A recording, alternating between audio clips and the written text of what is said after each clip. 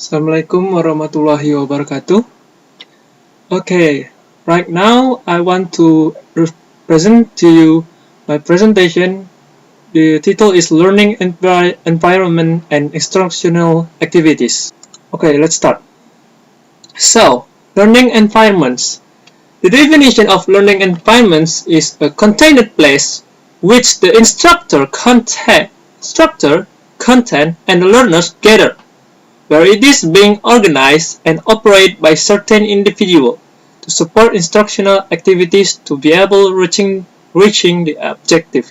So, learning environments is a made-up place where the three component I said before, the instructor, content, and learners is gathering.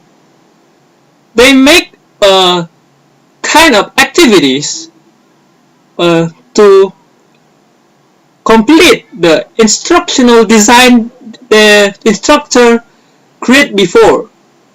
It is to propose to make the activities is to reach the certain of objectives, and the learning environment is the place where support that things to be happen. Okay, next. There are four perceptions of learning environments. The first one is learner-centered environments. In these environments, the learner is become the center. So the habit, the habit of the learner, it's kind of attitude of the learner is being made up in this environment. So this environment is created to make the attitude of the learner become better. And the second is knowledge-centered environments. In these environments, we are focusing in the knowledge of the learners. So in these environments, the learner is being instructed and being lectured to so their knowledge can improve. The third is assessment-centered environments. In these environments, the learners will be given some kind of problems, and they need to solve that problem, and then in the end of the session, they will given assessment. So in these environments, there are certain objectives that need to be fulfilled. The main reason in these environments is to meet the objective by using the assessment. And the last is the community-centered environments. In these environments, is being made up so that the learners can gather and make some group to learn between each other. Okay, next. Type of learning environments. There are two types of learning environments. The first one is directed learning environments, and the second one is open-ended learning environments. The first one is directed learning environments. It's like the old school we had attend to. It is like a traditional classroom where the student is listening and watch the teacher teach. So we are just learn from the teacher. Teacher sat in front of the class explaining what is the material, and with the help of the textbook we are being lectured. So that is the kind of directed learning environments. The second one is open-ended learning environments. In these environments, there are three things that need to be made that can be used. The first one, there are a problem. So the instructor will give the learners a problem, and then in the end of the session, they will have a task that they need to fulfill.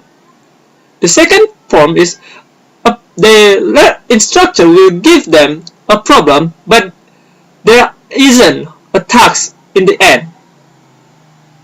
The third one is the helping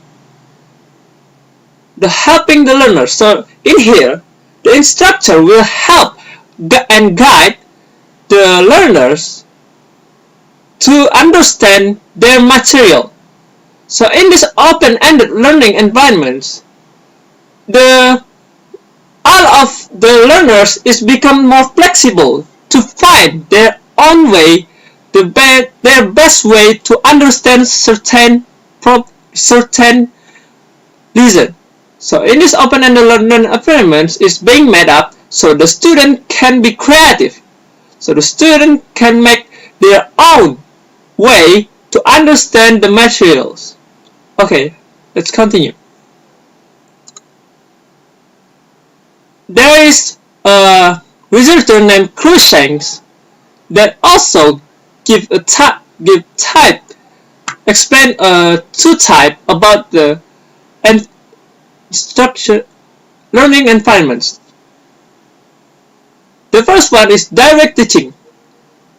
Direct teaching is where, just like in the direct learning environments, where the instructor is the center. So in here environments, in his type, the teacher is the center of the learning, or is the center of education. So the student will listen to the teacher explaining all of the materials. The second type is indirect teaching. In this form of type, the instructor will become the guide for the learners to understand the materials. It is more like an open-ended environment that I said before.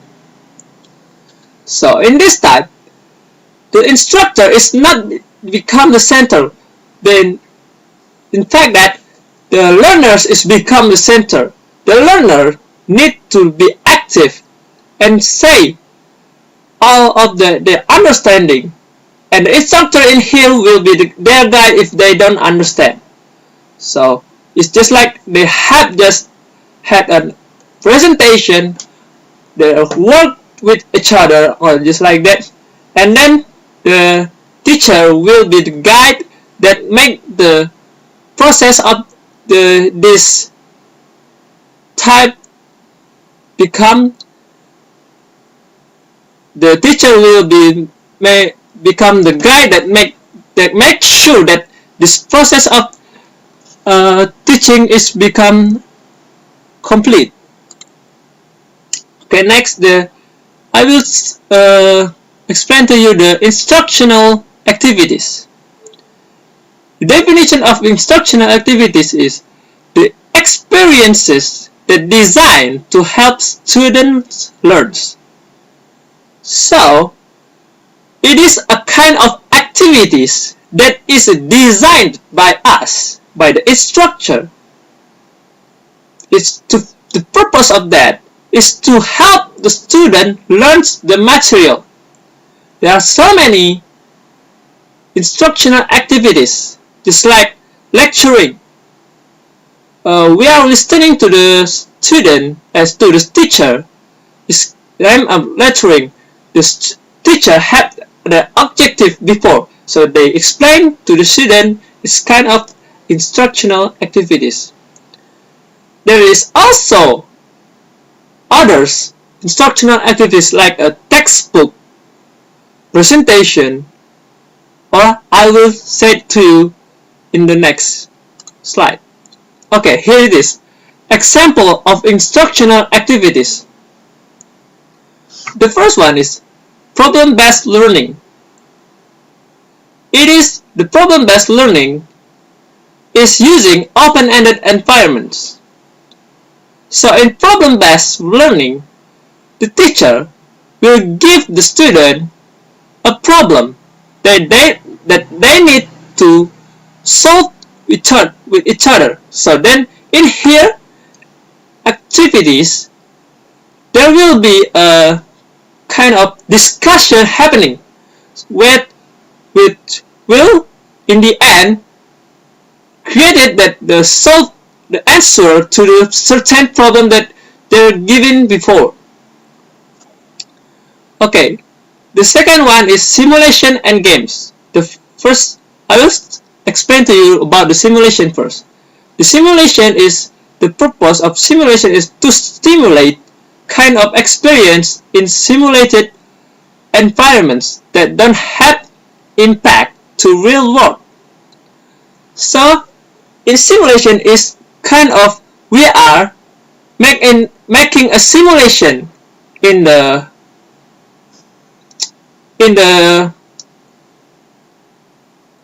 fiction environments that we made. So the student will have to make a certain decision.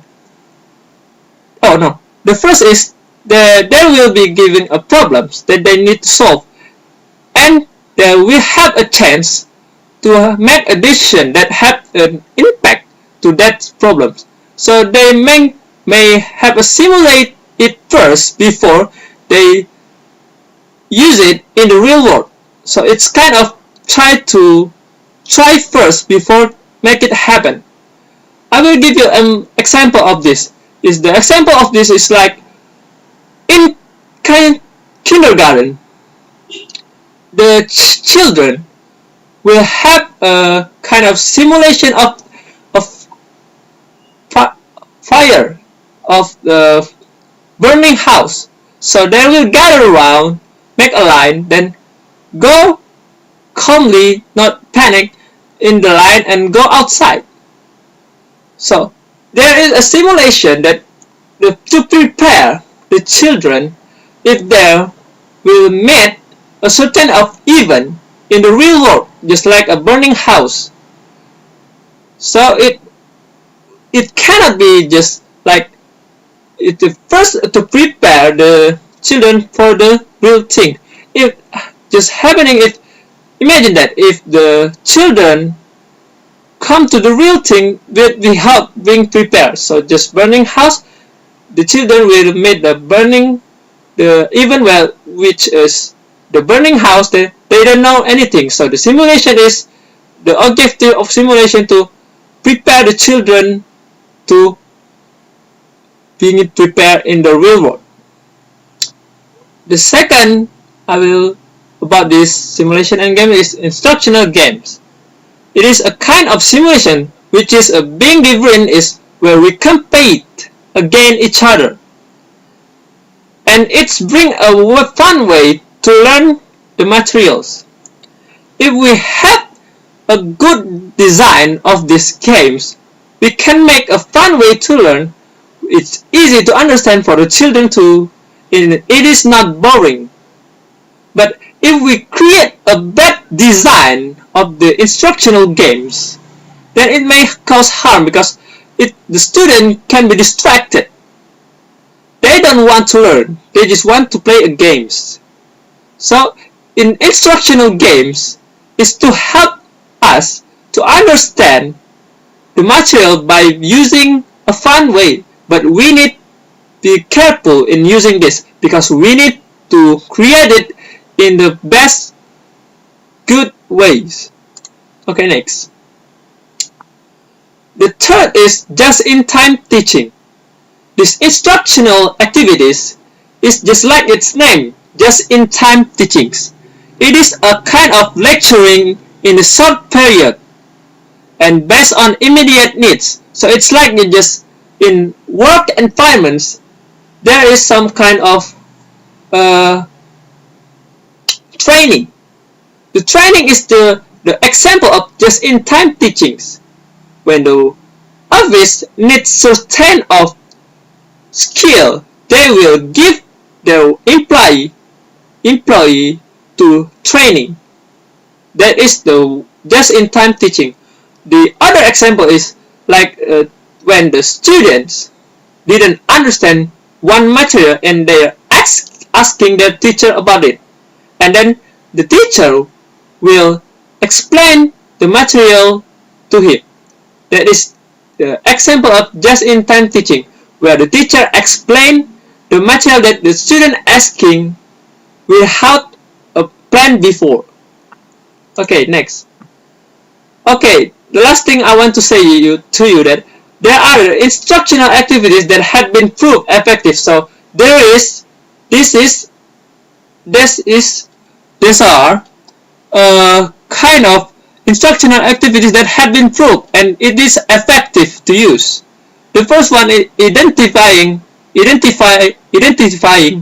and differences. It is kind of activity where we identify some things or someone, and then we classify them, group them, so they meet the same group of each other. There is which the differences come up. By making the group, we know that there is difference between one and each other. The second activity is summarizing and note taking. In this is the summarizing and note taking is old ways of we had been done this before, but it's still effective till this day. Summarizing and note taking is we are summarize the material that we had learned before, and then we're not taking the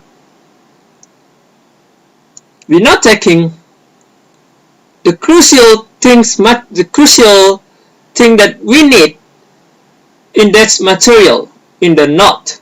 So summarizing will help us to find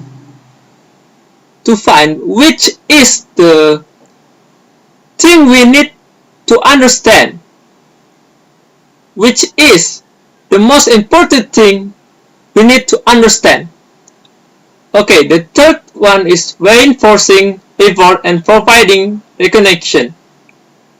Reinforcing effort and providing recognition is a kind of activity where the teacher gives kind of effort to the student, so the student will be overwhelming to learn.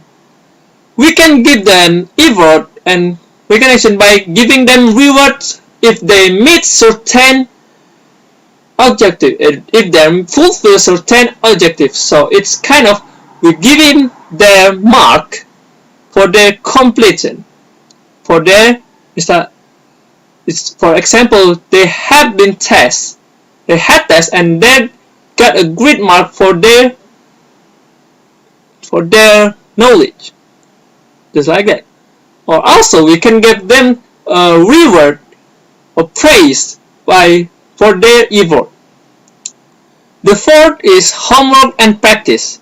We know that more practice we use, then the more better we come. So here there is come homework and practice is where we practice the material that we've been learned before, and we practice, and also the teacher will give the student homework so they can practice at home. By doing this, the material that being taught will be gradually become more longer and more easier to understand. Next is non-linguistic representation. Maybe that by linguistic itself, if we presentation by using just linguistic, the people will come to certain limit that where they will have a boring, they will be bored. So by using non-linguistic representation, we could refresh our mind.